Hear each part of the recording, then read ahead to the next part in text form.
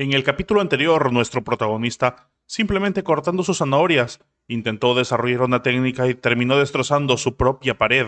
Esa agente, Jiraiya Sama al habla. Continuamos con la historia de nuestro protagonista, el último cazador de demonios, que despertó sus poderes luego de haber dejado un juego durante 12 años. Sigamos la historia donde la dejamos. Ahora cambiamos de escena y nos encontramos en el archipiélago de Yushra, Berserk, unidad de construcción. Allí un montón de gente está construyendo y nos encontramos a la líder del gremio Berserk mirando su celular. De repente los trabajadores se preguntan por qué su maestra tiene tan poca energía ese día. Está algo tranquila mirando videos de YouTube. El otro responde que no sabe, pero ella al parecer se empieza a molestar. Vemos que a través del canal de YouTube hay una persona que está narrando que realmente no pueden decir si los caballeros hicieron la mayoría del trabajo. Hijo Joel solo dio el último ataque o algo así. Ellos dicen ser incapaces de dar una declaración exclusiva en el asunto. A continuación, un video más. Un hombre gritando, diciendo que claramente había sido su homing quien derrotó al mismísimo pecado capital mismo. Él estaba viéndolo allí. Y quien está hablando es el de Wigan TV, el streamer Wigan, como fan de nuestro protagonista, Hoyol, ahora con 490.000 espectadores. Él grita que tan pronto apareció el pecado, todos se congelaron por la normalidad de estado, pero Hoyol los había salvado a todos. Y a continuación, en el siguiente video, una persona encapuchada desde su cuarto dice que, por consiguiente, piensa que Stack fue quien se deshizo del pecado capital. Asume que se está quedando callado para poder mantener su anonimato. ¿Qué sentido tiene que un jugador cualquiera como el hijo Yol haya matado a un pecado capital él solo? Probablemente aprovechó esa oportunidad, porque Stark no está diciendo nada. Finalmente, la líder del grupo Berserk termina por ser consumida por la ira, tirando el celular por el suelo, rompiéndolo en el acto.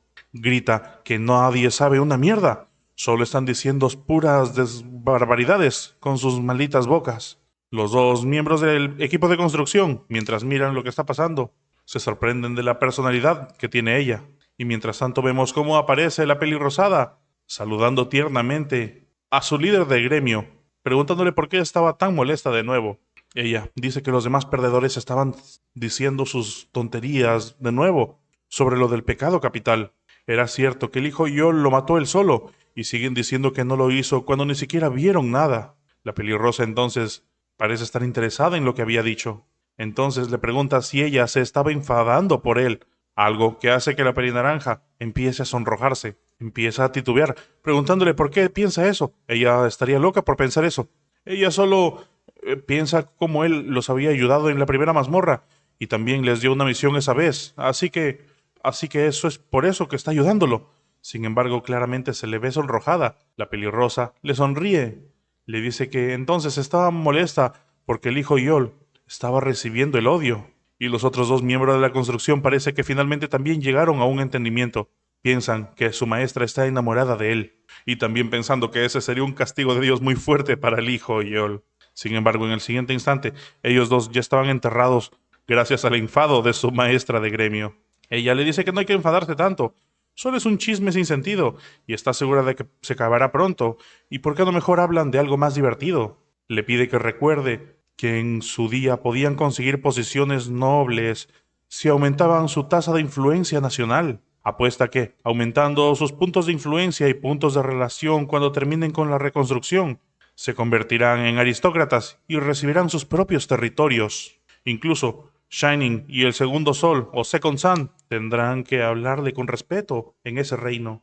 Ella se imagina a los demás tratándolos con cortesía y empieza a sonreír por ese tipo de pensamientos. Vemos que incluso se sonroja por el pensamiento y le dice que es mucho más linda cuando se pone así sonriente, y a continuación le acaricia la cabeza. La líder del gremio, mientras tanto, piensa que la misión de reconstrucción del reino Yushra es realmente una buena oportunidad para todas ellas. Un tesoro natural donde pueden conseguir los recursos de Arcana sin ir a incluso los derechos de desarrollar una mina serían tremendamente valiosos. Sin embargo, ¿por qué les dio? ¿Por qué les dio esa oportunidad? Ella continúa pensando en eso, recordando que ahora estaban aún más en deuda con nuestro protagonista, y también se pregunta cuándo podrá tomar una taza de té con él. Y mientras tanto, ellas dos están conversando arriba de un muro, Pero abajo vemos que se encuentra nuestro protagonista, caminando con unas gafas de sol bien facheras. Vemos a través del celular que el casero le dice a nuestro protagonista que había renovado su contrato, porque se veía muy diligente. ¿Cómo podría haber destruido la casa así? Nuestro protagonista le dice que definitivamente era su culpa por no controlar sus poderes. Podría cobrarle los gastos de reparación, algo que sorprende mucho a su cajero.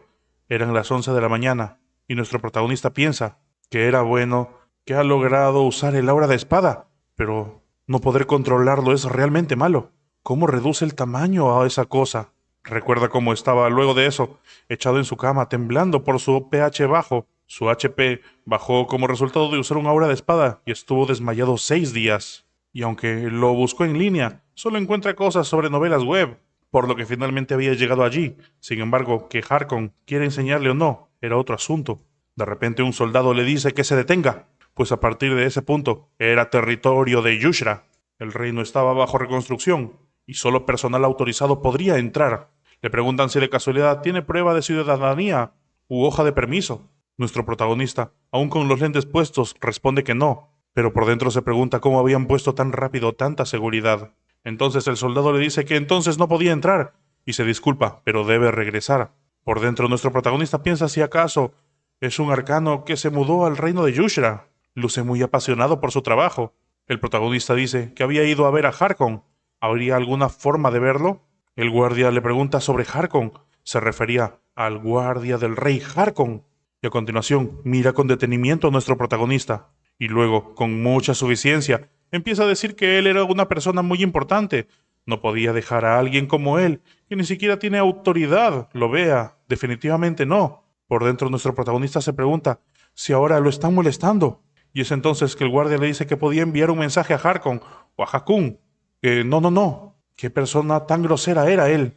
¿Cómo se atrevía a mencionar el nombre del guardián del rey y su majestad, así como así? ¿Acaso se cree que no lo van a creer si es amigable con ellos?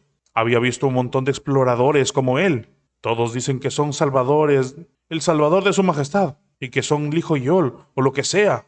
Pero de repente, desde atrás, aparece el mismo rey, saludando a nuestro protagonista con mucha amabilidad, corriendo hacia él, agitando la mano. Esto hace que casi se le desencajen los ojos del rostro del guardia. Nuestro protagonista saluda al rey, tuteándolo tranquilamente, mencionando su nombre, Hakuna, algo que deja aún más sorprendido al guardia. De repente, aparece un cartel frente a nuestro protagonista diciendo que había revelado su nombre. Y entonces se ha activado la función autoridad en el reino de Yushra. Su afinidad con el reino Yushra ha llegado al límite máximo y su influencia en el reino de Yushra ha llegado al límite máximo. El protagonista piensa que entonces así funciona si revela su nombre. Y ahí aparece Hakuna, saludando de la mano a nuestro protagonista, llamándolo querido Salvador, y que él lo traía por ahí. El protagonista le dice que quería ver a Harkon, pero parece que necesita un permiso para entrar. Hakuna le pregunta a qué se refería con permiso, pues en el reino de Yushra, nuestro protagonista tenía la misma autoridad que la que tenía él, el mismo rey. ¿A qué clase de rey se le pediría permiso para entrar a su propio reino? Nuestro protagonista le dice que ya ve, él lo está entendiendo, y por dentro piensa que acabo de conseguir ese permiso. Quizás supone que esa autoridad es mucho más fuerte de lo que pensaba. El rey le dice entonces que por qué quiere ir a ver a Harkon, y así el protagonista procede a explicarle. Ahora, cambiamos de escena y nos encontramos en medio de una playa paradisíaca con todos los soldados de Lionheart. Están entrenando. Una de las lideresas les dice a todos ellos que sus posturas son un desastre. Ella es Jessica Britt, caballero del corazón de león. Les ordena que enderecen sus espadas y sostengan más fuerte. ¿Cómo van a derrotar a los demonios de su tierra cuando son tan malos? Y aún deben gritar más fuerte. Y los caballeros continúan gritando y moviendo sus espadas al unísono. Mientras tanto, con el ruido del entrenamiento de fondo, nos encontramos a nuestro protagonista tomando té frente a Harkon. Harkon le pregunta si quería aprender aura de espada. ¿Qué quería decir con eso? Nuestro protagonista, mientras toma su tecito, le dice que es tal como le había dicho. Quería aprender a controlar la luz que emitía su espada. Harkon, sorprendido, le pregunta si quería decir que había visto esa luz. No era algo que no puede sentir si no tiene el talento, aunque entrene por décadas. Le sorprendía cada vez más. Sin embargo, el protagonista lanza un suspiro y dice que no es nada sorprendente. Pero por dentro nuestro prota le pide a su avatar que sea más humilde. Harkon finalmente le dice que no puede. El aura de espada no es algo que se aprenda solo porque se quiere. Él también es un mago. Aunque pueda ver el aura de la espada, tendría que entrenar con la espada por lo menos una década antes de manifestarlo. Pero nuestro protagonista lo mira de frente y le dice que puede manifestarlo. Harkon se queda aún más sorprendido. Le pide a su señor Hoyol que repita lo que había dicho. El protagonista repite que puede manifestarlo y le pide que le enseñe no a manifestarlo, sino a saber cómo controlarla. Harkon se queda de piedra, sin saber qué decir. A continuación, rápidamente llama a Jessica, la cual le responde de inmediato. Le ordena que le traiga una espada y también que le traiga juramento de un león. Ella, bastante sorprendida por el pedido, dice que de inmediato lo hará y le lanza una última mirada a nuestro protagonista. Y así, cambiamos de escena y nos encontramos frente a nuestro protagonista, que está al lado de los tres caballeros principales de Lionheart y frente a una especie de mural de piedra con un león tallado. Dicho león enorme se presenta frente al protagonista, que piensa sobre qué era esa placa. Uno de los comandantes bajo Harkon pregunta a su compañera por qué el juramento de un león. Ella le dice que no lo sabe. ¿Cómo se supone que sepa lo que está pensando el capitán? Es entonces que Harkon le dice al protagonista que ese muro es llamado juramento de un león. Es una reliquia que ha sido transmitida por generaciones entre los caballeros de corazón de león. Está hecho de una especie de metal llamado acero que no existe en el mundo. Es irrompible, representando la irrompibilidad del juramento. Uno de los dos cortes de espada en la cara del león fue hecho por el primer capitán y el segundo fue hecho por él. Nuestro protagonista aún se queda mirando y pensando. A continuación le da la espada y le pregunta qué es lo que opina a él. Si realmente puede manifestar el aura de la espada, podría intentar grabar un tercer corte en ese metal. Nuestro protagonista se queda mirando la espada que le está ofreciendo Harkon. De inmediato, su subalterno le grita que ni siquiera es parte de los caballeros de corazón de león. Sin embargo, antes de que siga hablando, su compañera lo detiene. Le dice que no hay forma de que un explorador pueda hacerlo y debe tener un plan. Sin embargo, era la espada del capitán. Nuestro protagonista dice que no puede usar esa espada. Los demás se preguntan qué está tratando de hacer y nuestro protagonista responde que usará otra en su lugar y a continuación se dirige a un mural donde están bastantes espadas de prácticas. Aparece un cartel que dice espada de entrenamiento de los caballeros de corazón de león, rango raro, límite de nivel 200. Harkon se sorprende al ver eso, pensando que con solo una espada larga de entrenamiento podría hacerlo. Sin embargo, esas hojas de las espadas de entrenamiento están desafiladas. Pero nuestro protagonista ya se encuentra frente a ese muro sosteniendo la espada de entrenamiento. Rápidamente, el aura empieza a aparecer, sorprendiendo a los demás caballeros. Incluso Harkon queda con los ojos abiertos al ver lo que está ocurriendo. Los caballeros de entrenamiento simplemente están al borde del desmayo de la sorpresa. Y nuestro protagonista simplemente hace un corte que atraviesa todo el muro, agrietando al mismo león con un corte perforador. Harkon no se lo puede creer, incluso su subalterno. Un aura de espada tan tremendo. ¿Cómo era posible? ¿Cómo es posible que un mago pueda hacerlo? Y nuestro protagonista pregunta si eso fue suficiente. Pero por dentro, su HP había disminuido enormemente. Estaba casi al borde del auxilio. Y ahorita, nos encontramos minutos antes, cuando nuestro protagonista tuvo el ofrecimiento por parte de Harkon de usar su espada. Este había visto que la espada de Harkon tenía un límite inferior de nivel de 600. Una espada rara y única hecha con el mismo acero que el juramento de un león. El protagonista, al ver el límite de nivel de 600, había dicho que no podía usar esa espada. Por dentro, lo único que pensaba era que su nivel no era tan alto todavía. Sin embargo, los demás se habían sorprendido del rechazo de nuestro protagonista, que se dirigía a usar una de las espadas de entrenamiento. Y luego, cuando estaba con la espada de entrenamiento, pensaba que ese juguete era muy pesado y a continuación estaba preparándose para lanzar el ataque. Una vez que lo levantó, por dentro lo único que pensaba era que pesaba muchísimo, no podía controlarlo. Y finalmente, cuando dejó caer la espada, la grieta del muro de la verdad simplemente cedió y se terminó por partir en dos, dejando una vista espectacular de nuestro protagonista, con la espada empuñada. Sin embargo, los que acababan de ver eso estaban simplemente sobrepasados. Y cuando nuestro protagonista preguntó si eso era suficiente, Harkon, maravillado, decía que era simplemente sorprendente y no podía dejar de sonreír. Le indica que le daba mucha curiosidad ver qué tan lejos llegaría su potencial. Era hora de comenzar con el entrenamiento de inmediato, pero de repente las manos de nuestro protagonista empiezan a temblar y Harkon lo nota. Pero Harkon lo que piensa es que debe estar emocionado por iniciar el entrenamiento. Entonces le dice a Jessica y a Enoch que sería bueno que entrenen ustedes tres. Pero nuestro protagonista continúa temblando y ellos están sorprendidos, asintiendo al comandante. Harkon le dice que cuando aprenda a usar la espada debe empezar con lo básico. Jessica y Enoch son espadachines excelentes y usuarios de aura de espada, así que debería entrenar con ellos primero. Sin embargo, le prohíbe usar el aura de espada hasta que él lo diga. Nuestro protagonista por dentro piensa que se ha dado cuenta de lo que necesita. Él es el mejor. Y entonces, por fuera, su avatar simplemente dice que está preparado para eso. Y así, finalmente se empieza con las clases. Nuestro protagonista está al lado de varios iniciantes a punto de recibir clases de Jessica y Enoch. Enoch, mientras mira a nuestro protagonista, para sí mismo dice que pensar que un mago está tratando de aprender a usar la espada. Incluso recibió la aprobación del capitán. Pero el hecho de que se haya negado a usar la espada del capitán debe significar que quiere tratarlo apropiadamente. Si es así, él también debería ser respetuoso con él, aunque esté insatisfecho. Finalmente Jessica se presenta, diciendo que era la instructora, Jessica Bridge.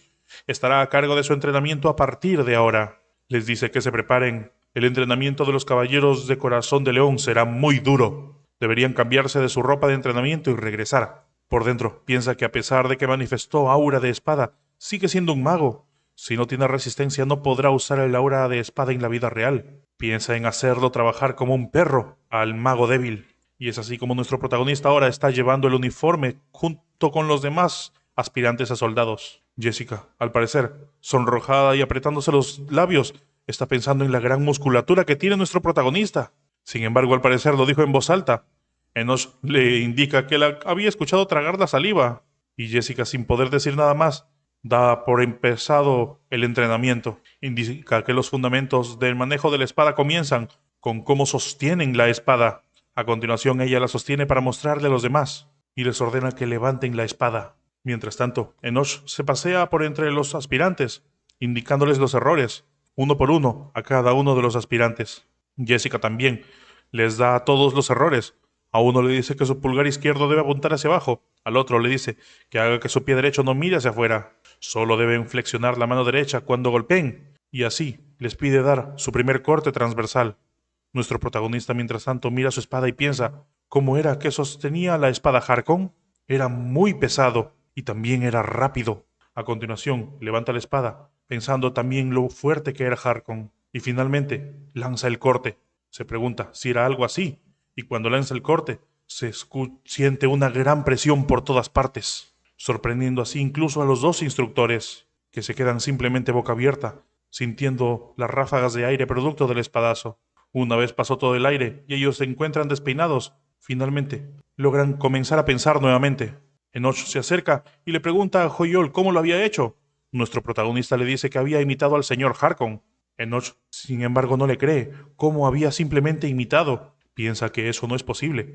Acaba de usar la forma de manejar la espada del capitán, el paso final por el que han luchado los caballeros de corazón de león por años. Jessica también se pregunta cómo puede reproducirlo perfectamente tras solo verlo un par de veces. Su aura de espada fuerte de antes creía que solo era un mago único, pero nunca había visto un genio así. Nuestro protagonista, mientras tanto, piensa que era bastante útil lo que acababa de aprender. Y mientras tanto, desde atrás, Harkon estaba observando eso y muy sorprendido, pensando que ese es un talento nato que incluso supera al suyo. Es una pena que él sea un mago. Debe guiar bien al señor Joyol para no perderlo en el mundo mágico. De repente vemos cómo se acerca Hakuna, saludando al capitán de caballeros Harkon, y Harkon le devuelve el saludo. Hakuna le pregunta que había escuchado que su salvador fue a aprender el aura de espada, por lo que había ido a ver. Sin embargo, ¿no había mucha arena en la playa? Eso podría ser problemático para los bronquios de su salvador. Harkon de inmediato se pone derecho, hace una reverencia ante Hakuna, y de inmediato lanza una mirada a todos los demás soldados. Todos rápidamente se ponen a barrer la playa como si no hubiera un final, como si su vida dependiera de ello.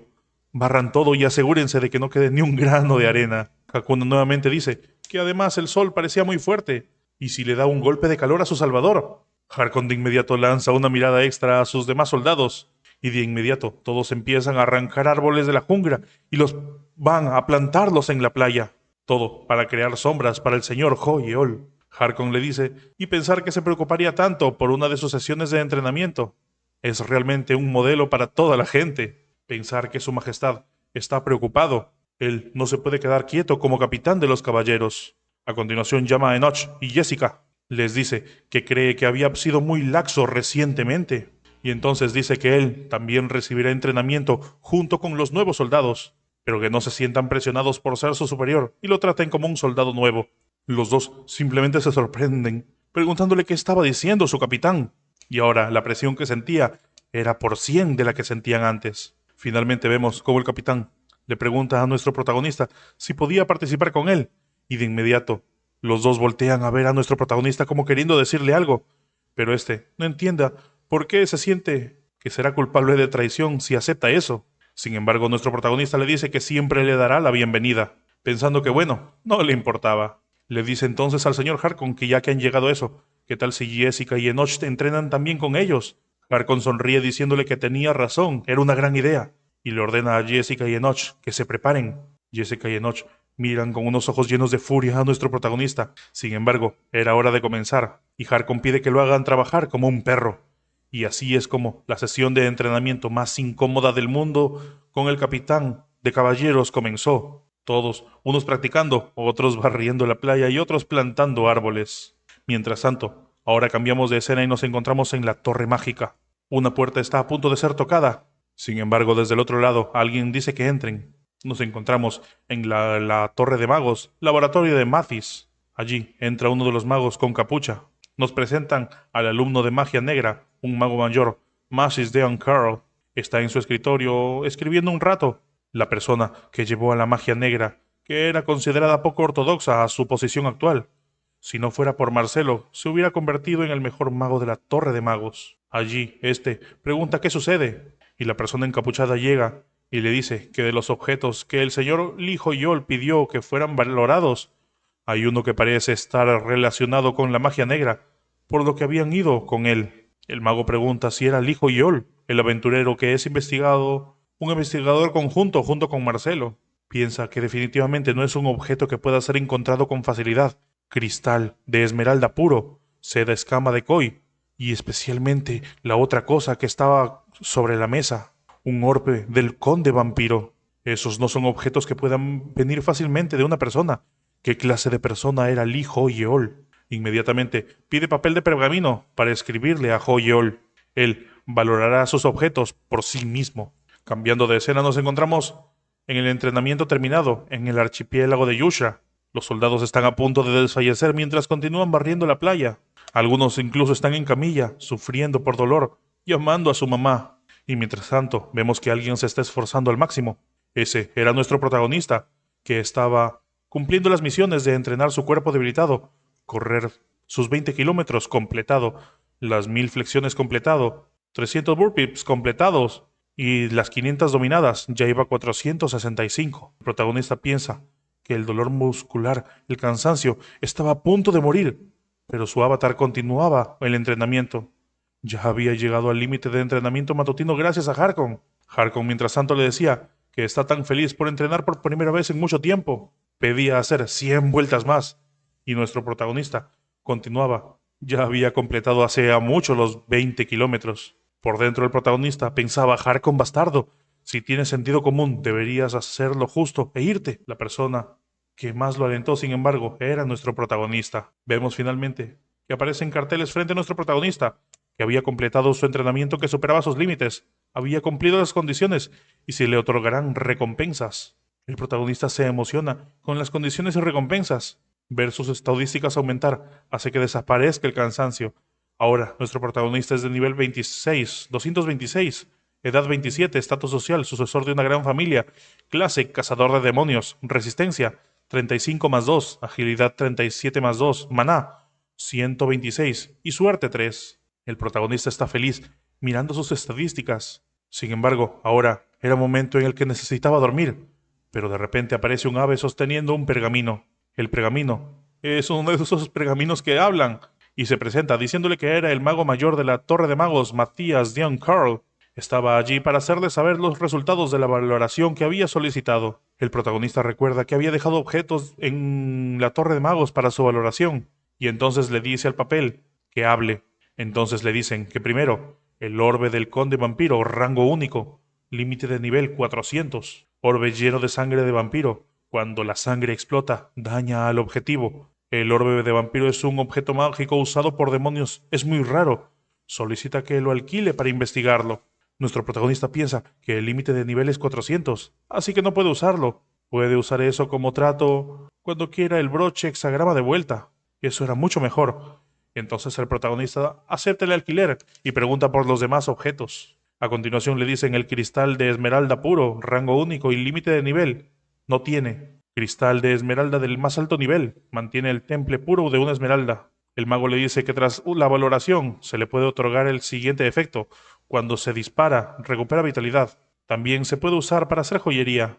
Y por último, el tesoro de la isla, seda de escama de koi, rango único y límite de nivel no hay. Al usarse para la producción, el objeto producido otorgará los siguientes efectos: afinidad aumentada con el atributo de fuego, mayor porcentaje de evasión y abre las estadísticas de estética. También puede ser usado para producir objetos. ¿Será posible alquilar la seda de escama de koi también? Nuestro protagonista está mirando al papel a hablarle y piensa sobre la estadística de estética. Nunca había oído hablar de ella. ¿Qué clase de estadística es esa? Le da curiosidad saber qué es, así que hay que usarla. Dice que no puede permitir el alquiler de la seda de escama. Entonces le pide que use la esmeralda para producir joyería y la seda para hacer un pañuelo. El mago dice que entiende. Sin embargo, si quiere usarla para producir algo, el costo será bastante considerable. Nuestro protagonista piensa que sí. Es hora de usar las habilidades de negociación que cultivó en trabajar en una oficina. Como esa es la primera orden, quiere ver la calidad y decidir primero. Y como aún no conoce las habilidades de la Torre de Magos, producirlo de esa manera es más eficiente a nivel de costos, pero que muestre sus habilidades, por favor. Sin embargo, de repente, sujeta el papel, el avatar, sin que nuestro protagonista lo pueda detener, y le dice: Matías de un Carl, quiero los mejores resultados, independientemente del costo. El protagonista de repente empieza a hervir de ira, pensando en su avatar. Eso era lo peor que se puede decir cuando se está negociando. Pero después de todo, Greenfield es billonario. El mago, al escuchar esas palabras, se repite en su mente: independientemente del costo, el mejor resultado. Empieza a pensar que el hijo Yol, esa persona. Así que Marcelo no lo escogió como colega por nada. Qué interesante. Y finalmente le dice que entiende. Nuestro protagonista siente su energía disiparse, pensando que por lo menos había terminado la conversación. Ya no podía más. Era hora de dormir. El protagonista entonces se despide y pasa a dormirse, dejando el papel ahí, hablando con nadie. Le dice que a Joyol que espere. Sin embargo, nuestro protagonista ya se había dormido. Es entonces que empieza a escribirse en el papel: lo estaré esperando en el jardín flotante. Por lo que, con todo respeto, le pido que se reúna conmigo. Atentamente, Matis Dean Carl, mago mayor de la magia negra. Y hasta aquí el capítulo de hoy, chicos. Esperen un nuevo capítulo la siguiente vez. Si quieren continuar con la historia, pueden hacerlo a partir del capítulo 35. Yo soy Jiraiya Sama. Nos vemos pronto. Chao.